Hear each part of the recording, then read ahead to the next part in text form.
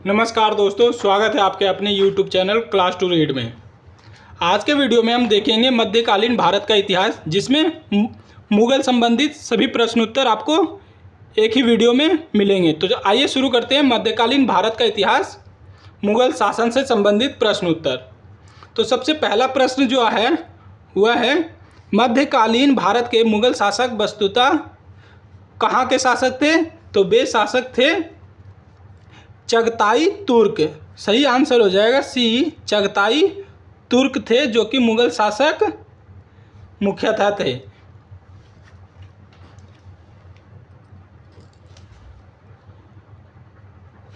अगला प्रश्न देखते हैं, इनमें से किसने बाबर को सर ए पुल के युद्ध में पराजित किया था? तो सर ए पुल जो कि बाबर और शैबानी खां के बीच में युद्ध हुआ था, यह हुआ था 1501 ईस्वी में, और इसमें शैबानी खां ने बाबर को हराया था, और इसी युद्ध के बाद बाबर एशिया की तरफ खदेड़ दिया जाता है। तो इसका सही आंसर हो जाएगा सर ए पुल में शैबानी खां ने बाबर को हराया था। अगला प्रश्न है, पानीपत का प्रथम युद्ध किसके मध्य हुआ था? तो पानीपत का प्रथम युद्ध जो हुआ था वह हुआ था बाबर और इब्राहिम लोदी के बीच में। तो सही आंसर हो जाएगा बाबर और इब्राहिम लोदी के बीच में पानीपत का प्रथम युद्ध, जो कि 1526 ईस्वी में पानीपत में हुआ था। तो आइए इसके बारे में संक्षिप्त में देखते हैं। पानीपत का प्रथम युद्ध 21 अप्रैल 1526 ईस्वी में बाबर और इब्राहिम लोदी के बीच में हुआ था। बाबर के पास विशिष्ट सुविधा थी, जो कि था तोपखाने का प्रयोग करना, और इसी युद्ध में बाबर ने प्रथम बार तोपखाने का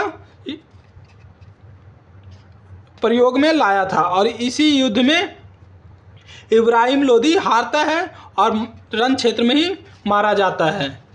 तो ये ध्यान रखेंगे, पानीपत का जो युद्ध हुआ था वह बाबर और इब्राहिम लोदी के बीच में हुआ था, और 1526 ईस्वी में पानीपत का प्रथम युद्ध होता है।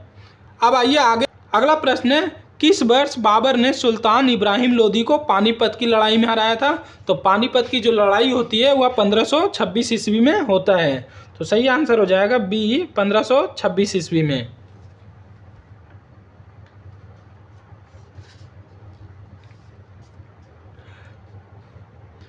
नेक्स्ट है, राणा सांगा ने निम्नलिखित युद्धों में से किस में बाबर के विरुद्ध लड़ाई की थी? तो वह युद्ध था खानवा का युद्ध। आंसर हो जाएगा बी, खानवा के युद्ध में राणा सांगा और बाबर के बीच में लड़ाई होती है, जो कि देखते हैं खानवा का युद्ध 1527 ईस्वी में बाबर और राणा सांगा के बीच में लड़ा गया था। इस युद्ध में राणा सांगा पराजित होता है, और इसी युद्ध में विजय मिलने के बाद बाबर ने गाजी की उपाधि धारण की थी। तो ये ध्यान रखेंगे, बाबर ने जो गाजी की उपाधि धारण की है वह खानवा के युद्ध में विजय होने के बाद। अगला प्रश्न है, भारत के मुगल शासक बनने पर जहीरुद्दीन मोहम्मद ने डैश नाम रखा था? तो जहीरुद्दीन मोहम्मद जो नाम था वह नाम था बाबर का, और जब भारत में शासक बन जाता है उसके बाद अपना नाम यह बाबर कर लिया जाता है। तो इसका सही आंसर हो जाएगा जहीरुद्दीन मोहम्मद जो नाम था वह था बाबर का दूसरा नाम था। अगला प्रश्न है, बाबर ने अपने बाबरनामा में किस हिंदू राज्य का उल्लेख किया है? तो वह हिंदू राज्य है सी, मेवाड़। तो सही आंसर हो जाएगा बाबर ने बाबरनामा में मेवाड़ राज्य की चर्चा की है।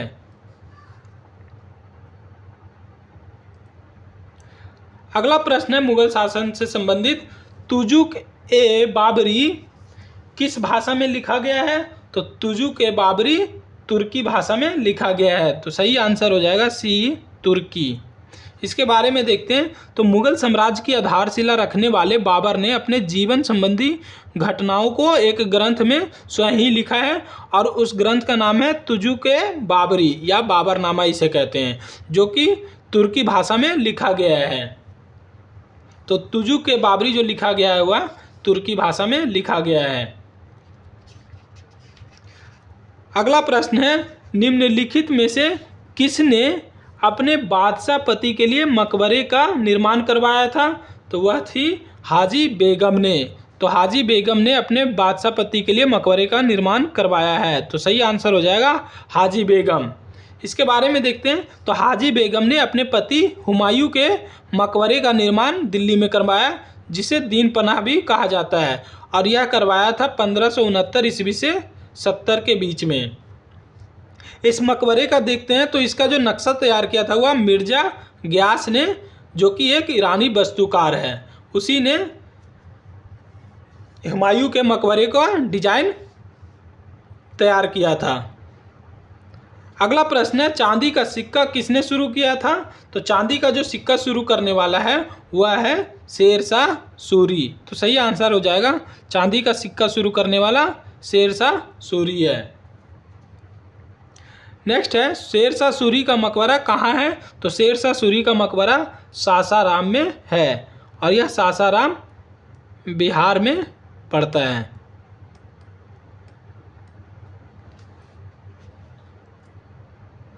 अगला प्रश्न है, दिल्ली में पुराना किला के भवनों का निर्माण किया था? तो दिल्ली में जो पुराना किला बनाया था वह बनवाया था शेरशाह सूरी ने। तो सही आंसर हो जाएगा सी, शेरशाह सूरी ने पुराना किला का निर्माण करवाया है। अगला प्रश्न है, निम्नलिखित में से किसने पूर्वी बंगाल से लेकर के पेशावर तक सड़क ए आजम कहलाई जाने वाली सड़क बनवाई है? तो जो बंगाल से लेकर के पेशावर तक एक सड़क बनवाया था वह बनवाया था शेरशाह ने, और इसी सड़क को सड़क ए आजम कहा जाता है, जिसे ग्रैंड ट्रंक रोड भी कहा जाता है। नेक्स्ट है, हल्दी घाटी के युद्ध के पीछे अकबर का मुख्य उद्देश्य क्या था?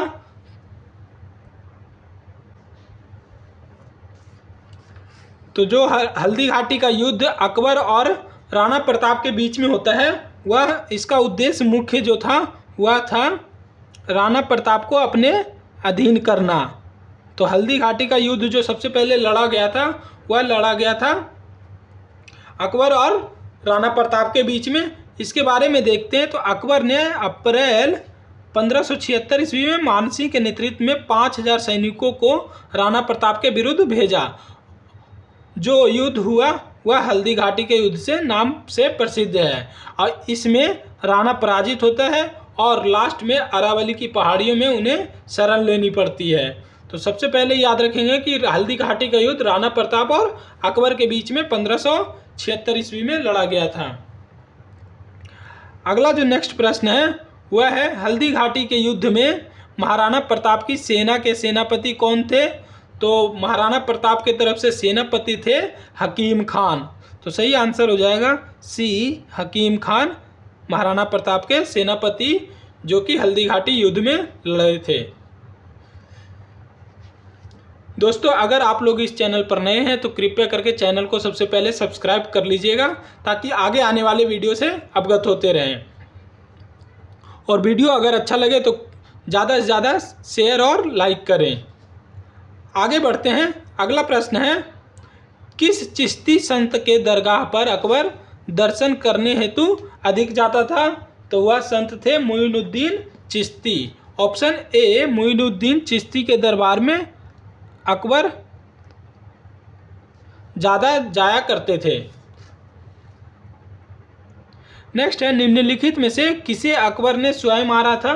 तो अकबर ने जिसे स्वयं मारा था वह था अधम खान। आंसर हो जाएगा ए, अधम खां। इसको मारने का एक मुख्य कारण था कि माहम अनगा के पुत्र अधम खां को 1562 ईस्वी में अकबर ने स्वयं मारा था, क्योंकि अकबर के जो एक प्रधानमंत्री होते हैं अतीगा खां, इसकी हत्या अधम खां ने कर दी थी। इसी के कारण अकबर ने अपने हाथों से अधम खां को मारा था। तो आंसर होगा अधम खां। अगला प्रश्न है, राजपूताना के निम्न में से किस एक ने अकबर की संप्रभुता स्वयं स्वीकार नहीं की थी? तो मेवाड़ जो राज्य है वह अकबर की संप्रभुता को स्वीकार नहीं करने वाला राज्य है। तो आंसर हो जाएगा बी, मेवाड़। अगला प्रश्न है, अकबर के साथ युद्ध करने वाली जो दुर्गावती रानी थी वह कहाँ की थी? तो वह थी मंडला क्षेत्र की रानी थी। तो रानी दुर्गावती जो जिसने अकबर के साथ भी युद्ध किया था वह थी मंडला से संबंधित। अगला प्रश्न है, निम्नलिखित में से किस मुस्लिम शासक ने तीर्थ यात्रा पर कर समाप्त कर दिया था? तो तीर्थ यात्रा पर कर समाप्त करने वाला जो शासक था वह शासक था अकबर। आंसर हो जाएगा अकबर ने तीर्थ यात्रा से कर को हटा दिया था। अगला प्रश्न है, अकबर के शासनकाल में पुनर्गठित केंद्रीय प्रशासन तंत्र के अंतर्गत सैनिक विभाग का प्रमुख था। तो सैनिक विभाग का जो प्रमुख था वह था मीर बख्शी। आंसर हो जाएगा मीर बख्शी, जो कि सैनिक विभाग का प्रमुख था। अगला प्रश्न है, अकबरकालीन सैन्य व्यवस्था आधारित थी। तो वह आधारित थी मनसबदारी पर। आंसर हो जाएगा ए, मनसबदारी पर सैन्य व्यवस्था आधारित थी।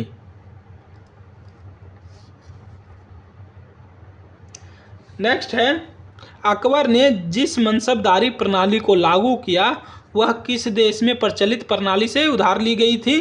तो वह देश था मंगोलिया, जहां पर अकबर द्वारा जो मनसबदारी प्रथा चालू किया गया था वह मंगोलिया में पहले से ही प्रचलित था। तो आंसर हो जाएगा यह मंगोलिया से। नेक्स्ट है, जब्ती प्रणाली किसकी उपज थी? तो जब्ती प्रणाली उपज थी अकबर की। आंसर हो जाएगा डी, अकबर। और जब्ती प्रणाली जो देखते हैं वह भू राजस्व की एक व्यवस्था थी जिसके तहत वसूली की जाता था। अगला है, टोडरमल ने किस क्षेत्र में ख्याति अर्जित की थी? तो टोडरमल जो संबंधित थे वह थे भू राजस्व से। आंसर हो जाएगा बी, भू राजस्व से टोडरमल संबंधित थे। नेक्स्ट है, अकबर ने दीन ए इलाही किस वर्ष में प्रारंभ किया था? तो अकबर ने दीन ए इलाही की स्थापना 1582 ईस्वी में किया था।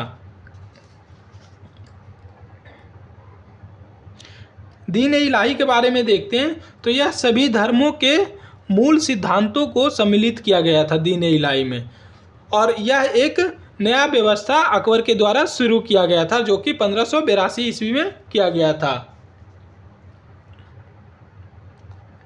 अगला प्रश्न है, इबादत खाना का निर्माण किसने करवाया था? तो इबादत खाना का निर्माण अकबर द्वारा करवाया गया था। तो आंसर हो जाएगा सी, अकबर द्वारा इबादत खाने का निर्माण करवाया गया था। और इबादत खाने के बारे में देखते हैं तो यह सभी धर्मों का एक मंच हुआ करता था जहाँ पर सभी धर्मों के लोग आपस में चर्चा और मशवरा किया करते थे। अगला प्रश्न है, फतेहपुर सीकरी का इबादत खाना क्या था? तो फतेहपुर सीकरी में जो इबादत खाना निर्माण करवाया गया था वह था जिसमें सभी धर्मों के विद्वान अकबर के साथ में चर्चा किया करते थे। तो आंसर हो जाएगा वह भवन जिसमें विभिन्न धर्मों के विद्वान के साथ अकबर चर्चा करता था, उसे ही इबादत खाना कहा गया था। अगला प्रश्न है, दिल्ली में कौन सा ऐतिहासिक स्मारक है जो भारतीय तथा फारसी वास्तुकला का उदाहरण है? तो वह इमारत है हुमायूं का मकबरा। आंसर हो जाएगा सी, हुमायूं का मकबरा, जो कि भारतीय कला और फारसी कला का उदाहरण है। नेक्स्ट प्रश्न है, सुलह ए कुल का सिद्धांत किसके द्वारा प्रतिपादित किया गया था? तो सुलह ए कुल का प्रतिपादन किया गया था अकबर द्वारा। बी, अकबर द्वारा सुलह ए कुल का सिद्धांत लाया गया था और इसका जो कार्य था वह मूल उद्देश्य था सार्वभौमिक सहिष्णुता, और इसमें सभी के साथ शांतिपूर्ण व्यवहार का सिद्धांत दिया गया था। अकबर ने इस्लामी सिद्धांत के स्थान पर सुलह ए कुल की नीति अपनाई थी। नेक्स्ट प्रश्न है, अकबर द्वारा बनवाई गई श्रेष्ठतम इमारतें पाई जाती है? तो वह पाया जाता है फतेहपुर सीकरी में, जहां पर अकबर द्वारा बहुत सी महत्वपूर्ण इमारतों का निर्माण करवाया गया था। तो आंसर हो जाएगा डी, फतेहपुर सीकरी में।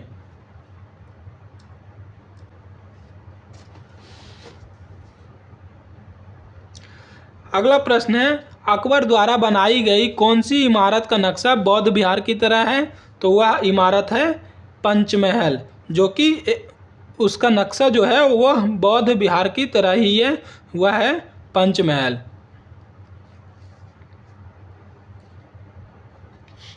अगला प्रश्न है, अकबर का मकबरा कहाँ पर स्थित है? तो अकबर का जो मकबरा स्थित है वह है ए, सिकंदरा में, जहाँ पर अकबर का मकबरा है। अगला प्रश्न है, अकबर के काल में महाभारत का फारसी अनुवाद जिसके निर्देशन में हुआ वह है? तो महाभारत का फारसी अनुवाद जो हुआ था वह हुआ था फैजी के निर्देशन में। तो आंसर हो जाएगा डी, फैजी। अगला प्रश्न है, महाभारत के फारसी अनुवाद का शीर्षक क्या था? तो महाभारत का जो फारसी अनुवाद हुआ है वह रज्मनामा के शीर्षक से नाम से हुआ है। तो सही आंसर हो जाएगा बी, रज्मनामा के नाम से महाभारत का फारसी अनुवाद किया गया है।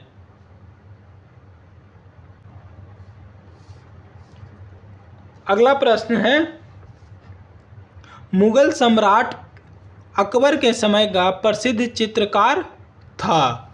तो मुगल सम्राट अकबर के समय में जो प्रसिद्ध चित्रकार था वह था दशवंत। ऑप्शन बी, दशवंत, जो कि एक बहुत ही फेमस चित्रकार अकबर के समय काल का है।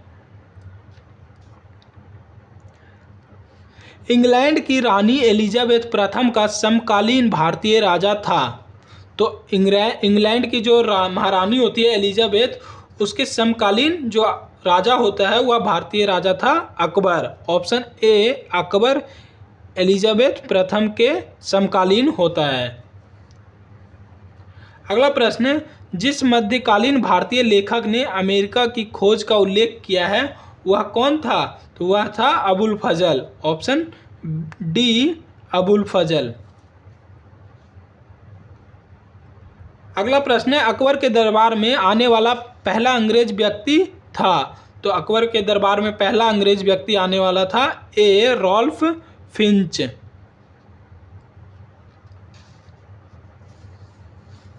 नेक्स्ट है, अकबर ने बंगाल तथा बिहार को मुगल साम्राज्य में कब मिलाया? तो वह 1576 ईस्वी में बंगाल तथा बिहार को अपने मुगल साम्राज्य में मिलाता है। ऑप्शन सी, 1576 ईस्वी में।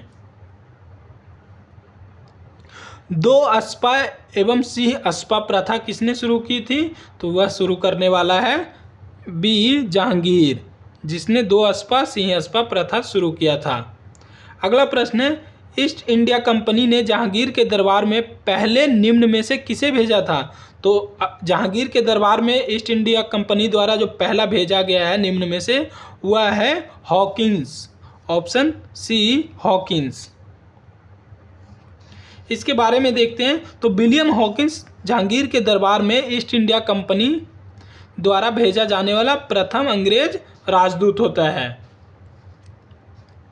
और यह शाही दरबार में 3 वर्षों तक रहता है, जिसे जहांगीर द्वारा 400 मनसब का प्रदान किया गया था।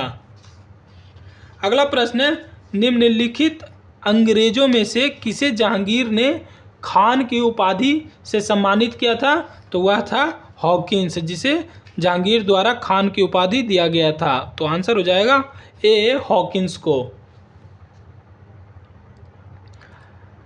अगला प्रश्न है, किस मुगल शासक का मकबरा भारत में नहीं है? ए, औरंगजेब, बी, जहांगीर, सी, हुमायूं, डी, शाहजहां। तो सही आंसर हो जाएगा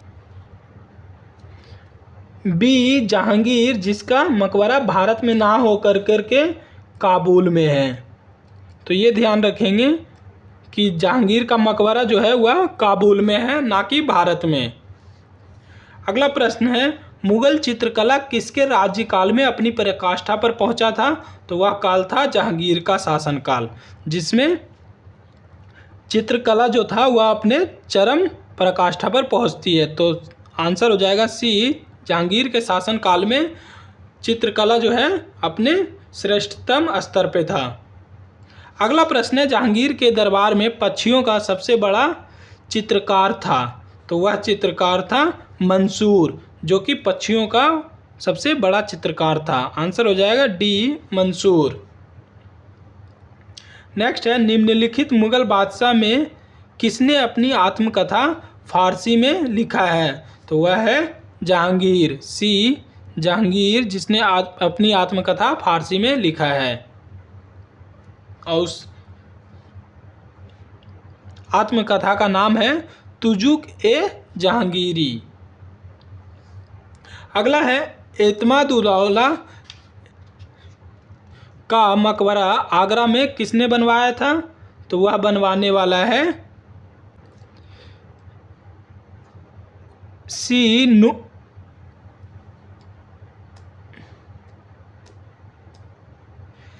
सी नूरजहां, जिसने एतमादुद्दौला का मकबरा आगरा में बनवाया था।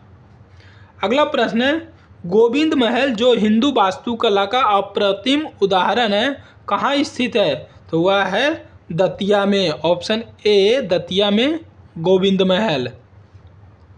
गोविंद महल के बारे में देखते हैं। तो यह मध्य प्रदेश के दतिया में स्थित है और यह 7 मंजिला महल है। इसका निर्माण जो है वह राजा वीर सिंह देव द्वारा 1614 ईस्वी में करवाया गया था और यह बुंदेल काल के उत्तम वास्तुकला का एक उदाहरण है, जो कि है गोविंद महल। अगला प्रश्न है, ईरान के शाह और मुगल शासकों के बीच झगड़े की जो जड़ था वह किस कारण से लड़ते थे? तो उसका कारण जो था वह था कंधार को लेकर के। आंसर हो जाएगा कंधार। जो कारण था वह था ईरान के शाह और मुगल शासकों के बीच में झगड़े की सबसे बड़ी कारण। अगला प्रश्न है, मुमताज महल का असली नाम था? तो मुमताज महल का जो असली नाम था वह था अर्जुमंद बानो बेगम। ए, अर्जुमंद बानो बेगम। नेक्स्ट है, हिंदू तथा ईरानी वास्तुकला का सर्वप्रथम समन्वय हमें देखने को मिलता है। तो वह मिलता है ए, ताजमहल में, जिसमें हिंदू और ईरानी वास्तुकला का उदाहरण मिलता है। अगला प्रश्न है, निम्नलिखित में से किस मुगल बादशाह ने दिल्ली की जमा मस्जिद का निर्माण करवाया था? तो वह था शाहजहां। आंसर हो जाएगा आपका सी, शाहजहां। निम्नलिखित में से किसने साम्राज्य की राजधानी आगरा से दिल्ली स्थानांतरित किया था? तो वह जो शासक था जिसने मुगल साम्राज्य की राजधानी आगरा से दिल्ली ट्रांसफर करता है वह था शाहजहां, जिसने अपनी राजधानी को आगरा से स्थानांतरित करके दिल्ली कर लिया था। अगला प्रश्न है, उपनिषदों का फारसी में अनुवाद किस मुगल सम्राट के शासनकाल में हुआ था? तो वह था शाहजहां के शासनकाल में। अगला प्रश्न है, हिंदू धर्म ग्रंथों का अध्ययन करने वाला प्रथम मुस्लिम था? तो वह था दारा शिकोह। आंसर हो जाएगा आपका बी, दारा शिकोह, जिसने हिंदू धर्म ग्रंथों को पहले अध्ययन किया था। तो आंसर है बी, दारा शिकोह।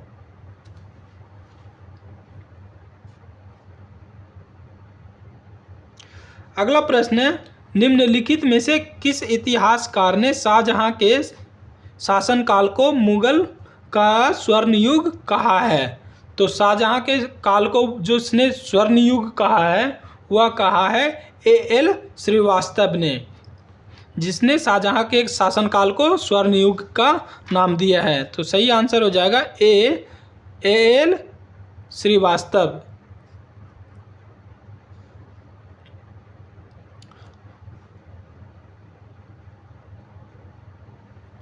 नेक्स्ट है सुप्रसिद्ध कोहिनूर हीरा शाहजहां को किसने उपहार में दिया था?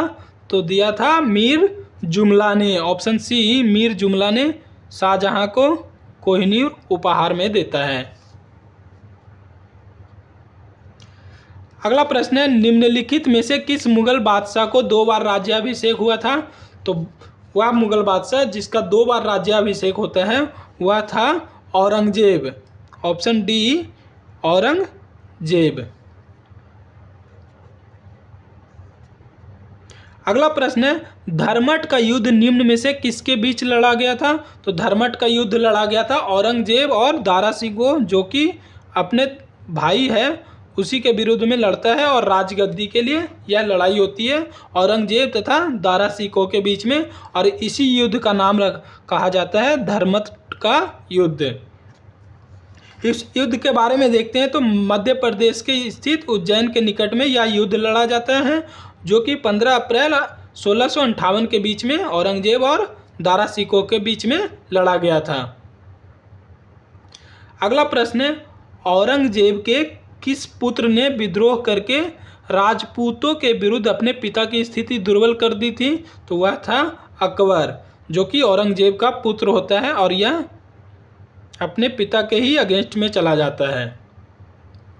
नेक्स्ट है किस मुगल सेनापति के साथ शिवाजी ने 1665 ईस्वी में पुरंदर की संधि पर हस्ताक्षर किए थे? तो वह थे जयसिंह। Option B, Jaisingh. दोस्तों अगर वीडियो अच्छा लगे तो कृपया करके ज़्यादा से ज़्यादा लाइक और शेयर करें। अगला प्रश्न देखते हैं किस मुगल बादशाह को जिंदा पीर कहा जाता था? तो जिंदा पीर औरंगजेब को कहा जाता था। Option B, Aurangzeb.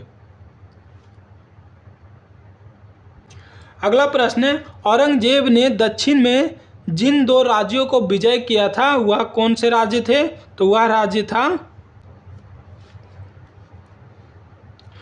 Option C, Bijapur एवं गोलकुंडा राज्य। नेक्स्ट है औरंगजेब ने बीजापुर की विजय कब की थी? तो 1686 ईस्वी में औरंगजेब ने बीजापुर को जीता था। ऑप्शन बी, 1686 ईस्वी में औरंगजेब बीजापुर को जीतता है।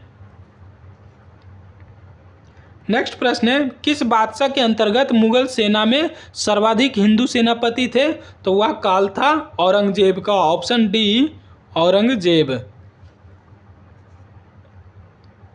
नेक्स्ट है जजिया कर किसके शासनकाल में पुनः लगाया जाता है? तो वह था औरंगजेब के शासनकाल में। ऑप्शन बी, औरंगजेब ने जजिया कर को दोबारा लगाया था। और इससे पहले देखते हैं तो अकबर ने जो कि जजिया कर को समाप्त कर दिया था, लेकिन 1679 ईस्वी में औरंगजेब द्वारा पुनः इसे लगाया जाता है।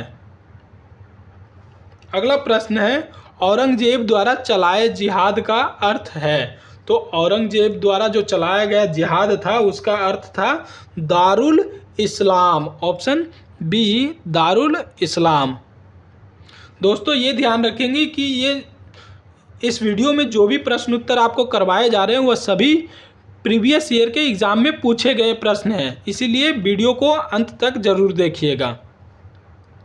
अगला प्रश्न है बीबी का मकबरा का निर्माता था? तो बीबी का जो मकबरा निर्माता था वह था औरंगजेब। ऑप्शन डी, औरंगजेब बीबी का मकबरा। नेक्स्ट है निम्नलिखित में से कौन सम्राट औरंगजेब की पुत्री थी? ऑप्शन है ए, जहां आरा, बी, रोशन आरा, सी, गौहर आरा, डी, मेहरुनिसा। तो औरंगजेब की जो पुत्री का नाम था वह था मेहरुनिसा। Option D, Mehrunnisa. बाकी देखते हैं जहां आरा, रोशन आरा और गौहर आरा, ये तीनों औरंगजेब की बहनें होती हैं और शाहजहां की पुत्रियां होती है। मेहरुनिसा है जो कि औरंगजेब की पुत्री का नाम था। अगला प्रश्न है दिल्ली के लाल किले में मोती मस्जिद का निर्माण किसने करवाया था? तो दिल्ली के लाल किले में जो मोती मस्जिद का निर्माण करवाया है वह करवाया था डी, औरंगजेब ने।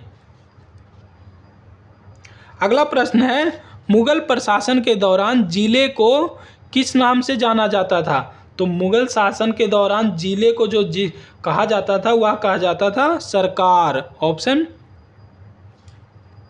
डी, सरकार को जिले को जो कहा जाता था वह सरकार के नाम से जाना जाता था मुगल प्रशासन के अधीन में।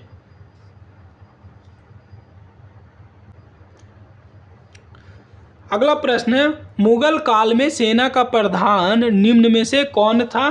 तो मुगल काल में जो सेना का प्रधान हुआ करता था वह हुआ करता था मीर बख्शी। ऑप्शन बी, दोस्तों ये अमीर नहीं मीर होगा, मीर बख्शी, जो कि मुगल काल में सेना का प्रधान हुआ करता था। अगला प्रश्न है, मुगल प्रशासन में मुहत्सिब था। तो मुगल प्रशासन में जो मुहत्सिब का अर्थ था वह था लोक आचरण अधिकारी, जिसे मुहत्सिब कहा जाता था। तो आंसर हो जाएगा सी, लोक आचरण अधिकारी को मुहत्सिब कहा जाता था। अगला प्रश्न है, मुगल कालीन भारत में राज्य की आय का प्रमुख स्रोत क्या था? तो राज्य की जो मुख्य स्रोत का आय का मुख्य स्रोत था वह था भू राजस्व। तो सही आंसर हो जाएगा सी, भू राजस्व, जो कि मुगल कालीन आय का मुख्य स्रोत हुआ करता था। अगला प्रश्न देखते हैं, तो वह है, मुगल सम्राट जिसने तंबाकू के प्रयोग पर निषेध लगाया था। तो वह था जहांगीर। ऑप्शन सी, जहांगीर ने तंबाकू के प्रयोग पर रोक लगा दिया था। इसका जो कारण था वह था, तो देखते हैं, सबसे पहले तो जो तंबाकू लाया गया था वह पुर्तगालियों द्वारा 1605 ईस्वी में भारत में लाया गया था, और इसी के बाद में यह बहुत ही फेमस हो जाता है, जो कि भारत के जन सामान्य इसकी तंबाकू की बहुत ही बड़े स्तर पर उपयोग करने लगता है, जिसकी बुरी आदत से लोग प्रभावित होते हैं। और इसी नुकसानदेह से बचने के लिए 1617 ईस्वी में जहांगीर ने इसके प्रयोग पर रोक लगा दिया था। तो ये ध्यान रखेंगे कि जो तंबाकू का प्रयोग पर रोक लगाया है जहांगीर ने, और लाने वाला जो था वह था पुर्तगाली लोग। अगला प्रश्न है, मध्यकाल में बटाई शब्द का अर्थ था। तो मध्यकाल में जो बटाई शब्द का अर्थ है वह है लगान निर्धारण का तरीका। तो सही आंसर हो जाएगा बी, लगान निर्धारण का एक तरीका था जिसे बटाई कहा जाता था। अगला प्रश्न है, चित्रकला की मुगल शैली का प्रारंभ किया था। तो वह काल था हुमायूं द्वारा। ऑप्शन बी, हुमायूं ने मुगल शैली का प्रारंभ किया था। नेक्स्ट है, मुगल चित्रकला किसके शासनकाल में उन्नति किया था? तो मुगल चित्रकला जो अपने चरम सीमा पर पहुंचता है वह पहुंचता है जहांगीर के शासनकाल में। ऑप्शन सी, जहांगीर के टाइम पीरियड में चित्रकला अपने सर्वोच्च स्तर पर रहता है। अगला प्रश्न है, जहांगीर ने मुख्यतः निम्नलिखित में से किस कला को संरक्षण दिया था? तो वह था चित्रकला। ऑप्शन ए, चित्रकला, जिसे जहांगीर द्वारा संरक्षित किया गया था। अगला प्रश्न है, निम्नलिखित में से कौन सा एक संगीत वाद्य यंत्र बजाने में औरंगजेब की दक्षता थी? तो वह था बीना वाद्य यंत्र, जो कि औरंगजेब इसे बजाने में महारत हासिल कर रखी थी। तो औरंगजेब द्वारा जो वाद्य यंत्र बजाया जाता था वह था बीना। अगला प्रश्न है, बाबरनामा का अंग्रेजी अनुवाद किसने किया है? तो बाबरनामा का जो अंग्रेजी अनुवाद करने वाला है वह है लेडेन और रस्किन द्वारा, जो कि बाबरनामा को अंग्रेजी में ट्रांसलेट किया जाता है। नेक्स्ट है, गुलबदन बेगम पुत्री थी। तो गुलबदन बेगम बाबर की पुत्री थी। ऑप्शन ए, बाबर की पुत्री का नाम गुलबदन बेगम होता है। इसके बारे में देखते हैं, तो गुलबदन बेगम जो कि बाबर की पुत्री होती है उसका जन्म होता है 1523 ईस्वी में और इसकी मृत्यु होती है 1603 ईस्वी में। इसने अपनी प्रसिद्ध रचना हुमायूं नामा में अपनी एक ऐतिहासिक विवरण लिखे हैं, जिसमें गुलबदन बेगम ने अपनी इस रचना में हुमायूं और कमरान के मध्य जो युद्ध हुआ है उसका भी वर्णन किया है। और ये ध्यान रखेंगे कि हुमायूं नामा जो कि गुलबदन बेगम ने अर्थात हुमायूं की बहन गुलबदन बेगम और बाबर की पुत्री ने लिखे थे। अगला प्रश्न है, निम्नलिखित में से किसने हितोपदेश का फारसी में अनुवाद किया था? तो वह था ताजुल माली, जिसने हितोपदेश का फारसी में अनुवाद किया है। तो आंसर हो जाएगा डी, ताजुल माली, जिसने हितोपदेश का फारसी में अनुवाद किया था। अगला प्रश्न है, तबकात ए अकबरी किसने लिखी है? तो तबकात ए अकबरी लिखने वाला है निजामुद्दीन अहमद। Option D, Nizamuddin Ahmad. अगला प्रश्न है, शाहजहां नामा के लेखक कौन है? तो शाहजहां नामा के लेखक जो है वह है इनायत खान। ऑप्शन डी, इनायत खान ने लिखी है शाहजहां नामा। दोस्तों, मुगल प्रशासन से संबंधित अगला प्रश्न है, मुगल काल में दरबारी भाषा थी। तो मुगल काल में जो दरबार में भाषा उपयोग में लाया जाता था वह था फारसी भाषा। ऑप्शन सी, फारसी भाषा का प्रयोग मुगल दरबार में लाया जाता था। अगला प्रश्न है, मुगलों ने नवरोज का त्यौहार लिया था। तो जो वह त्यौहार मनाते थे नवरोज, वह था पारसियों द्वारा, पारसियों से। ऑप्शन ए, पारसियों से, क्योंकि नवरोज जो त्यौहार है वह पारसियों का एक मुख्य फेस्टिवल है। अगला प्रश्न है, औरंगजेब के 1707 ईस्वी में मृत्यु होने के बाद सत्ता किसने संभाली थी? तो औरंगजेब की मृत्यु जब 1707 में होती है, उसके बाद जब गद्दी पे बैठने वाला जो था वह था बहादुर शाह प्रथम। तो आंसर हो जाएगा ए, बहादुर शाह प्रथम, जो कि औरंगजेब की मृत्यु के बाद बैठता है। नेक्स्ट है, निम्नलिखित में से किस मुगल सम्राट ने अंग्रेजों को बंगाल में शुल्क मुक्त व्यापार की सुविधा प्रदान की थी? तो वह था फर्रुख सियार। ऑप्शन डी, फर्रुख सियार ने अंग्रेजों को बंगाल में कर मुक्त व्यापार करने की छूट दे देता है। अगला प्रश्न है, मयूर सिंहासन पर बैठने वाला अंतिम मुगल सम्राट कौन था? तो वह था मोहम्मद शाह, जो कि मयूर सिंहासन पर लास्ट अंतिम बार बैठा था। तो आंसर हो जाएगा बी, मोहम्मद शाह। अगला प्रश्न है, नादिर शाह के आक्रमण के समय मुगल शासक था। तो जिस समय नादिर शाह ने आक्रमण किया था उस समय दिल्ली के गद्दी पे मुगल शासक जो था वह था मोहम्मद शाह। Option C, Mohammad Shah. और इसी के शासनकाल में नादिर शाह ने आक्रमण किया था, जो कि 1739 का टाइम पीरियड होता है। और इसी युद्ध में जब आक्रमण करता है तो अपने साथ भी बहुत सारे सोने चांदी और मयूर सिंहासन को भी लेकर के चला जाता है। अगला प्रश्न है, कौन सा मुगल बादशाह रंगीला के नाम से जाना जाता था? तो रंगीला के नाम से जो मुगल बादशाह कहा जाना जाता था वह था मोहम्मद शाह, जिसे रंगीला लोग कहते थे। तो आंसर हो जाएगा सी, मोहम्मद शाह को लोग रंगीला कहते थे। अगला प्रश्न है, अंतिम मुगल सम्राट बहादुर शाह था, उसके पिता का नाम था। तो अंतिम मुगल सम्राट जो बहादुर शाह था उसके पिता का नाम क्या था? तो वह था अकबर शाह द्वितीय। ऑप्शन बी, अकबर शाह द्वितीय, जिसका पुत्र था